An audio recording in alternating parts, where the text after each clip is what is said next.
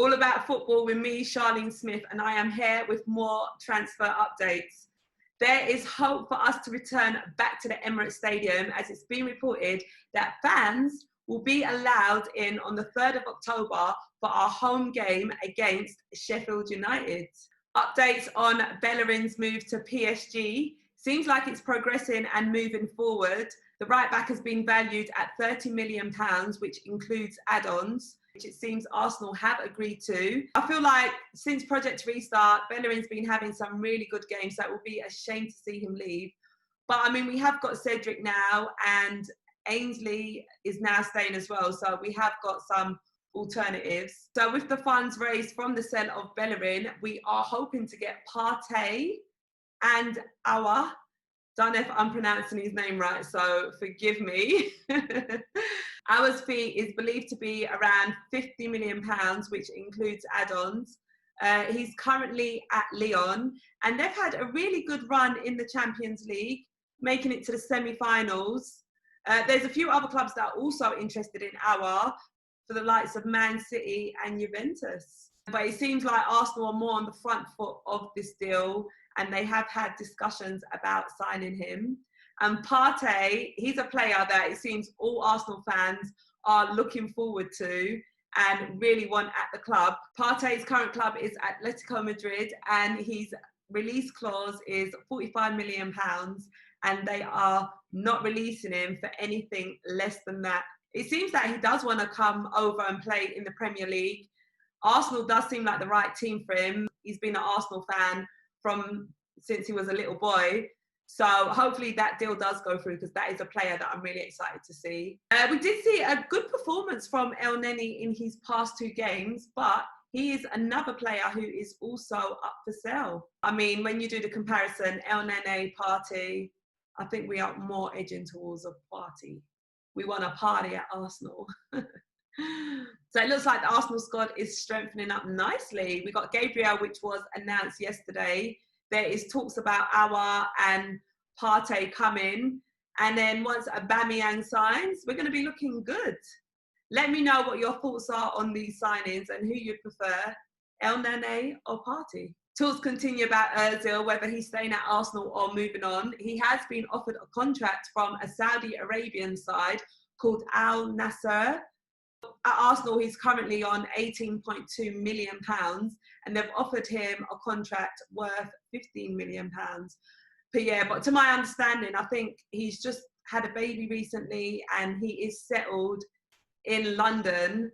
So I'm not sure how likely it is for this one to go through. Moving on to Everton, who finished 12th place in the Premier League last season, are hoping to strengthen up and finish in a higher position. So Everton's new signings consist of Allen. He's a central midfielder and is deemed to be one of the best midfielders in Italy. The deal is believed to be around £24 million, which has been agreed. He's coming over from Napoli. Now, Everton haven't actually released anything saying he has signed, but if you go and check out his Wikipedia, then you can see that he is actually signed. It's got Everton there. They also are looking at James Rodriguez, who is an attacking midfielder and winger. The deal is worth £22 million with £2.6 million worth of add-ons. His current club is Real Madrid. He was out on loan to Bayern Munich for 2 seasons. And Ancelotti, he's coached both of these players, so he's sort of familiar with them. Another player that Everton are also interested in is Decore. So I believe they want to get Rodriguez signed, because it seems they have already signed Allen. Once that deal's complete, then they want to get Decore included in the club.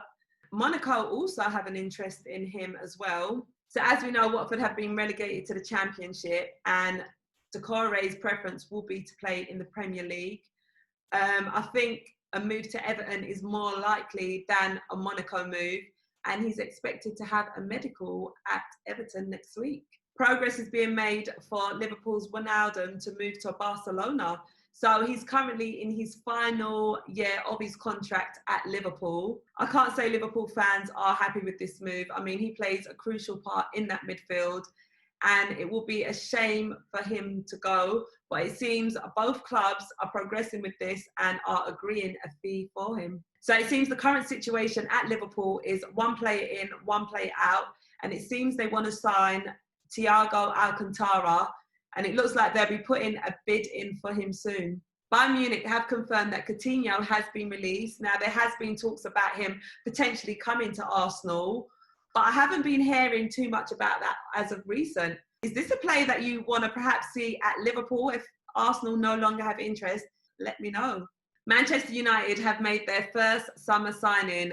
Van de Beek has signed from Ajax. The 23-year-old midfielder has signed a 5-year deal, which will take him to 2025. The fee is believed to be around £40 million. So his words were, "I cannot begin to explain how incredible an opportunity it is to join a club with such an amazing history." He also went on to say that he is ready to take the next step in his career at the highest level. He mentioned that Manchester United has some of the best midfielders in the world, and he knows that he can learn a lot from them. Championship side Watford have made a signing. 36-year-old Murray has signed a season-long deal. West Brom have been promoted to the Premier League, and it seems they want to strengthen their attacking line. They've agreed to sign Dian Ganna from West Ham for a fee of up to £18 million.